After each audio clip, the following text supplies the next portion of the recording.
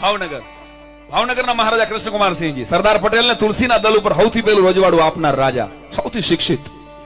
1961 ની સાલમાં બ્રાઝિલથી સીડ નામનો ધોળિયો આવે, એનો એક ભાઈબંધ મહેમાન, અને એમ પૂછે કે મહારાજા મને કોઈ એવી ગિફ્ટ આપો કે મારો દેશ તમને યાદ કરે.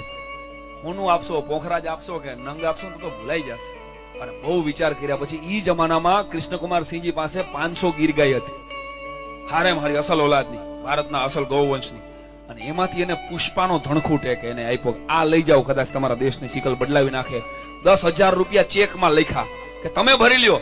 ત્યારે 10,000 રૂપિયા ડરતા ડરતા સીડે લખ્યા. ઈ 200 રૂપિયા ગીર ગાયની ત્યારે કિંમત હતી સાહેબ, અને 10,000 રૂપિયા એટલે 18 કરોડ થાય.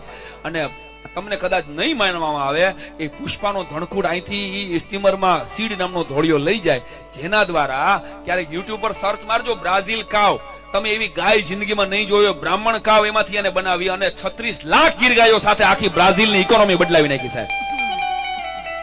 અહીંયા ગાયને માતા નથી કહેતા ઈ લોકો, છતાં પણ બ્રાઝિલના $7 સિક્કામાં ગીર ગાયનો ફોટો છે સાહેબ. અને બ્રાઝિલના સંસદ ભવનની સામે એક જ સ્ટેચ્યુ ઊભું છે, અને ઈ સ્ટેચ્યુ ગુજરાતના મહારાજા ભલા માણસ કૃષ્ણકુમારસિંહજી ગોહિલનું છે. આ ગુજરાત છે.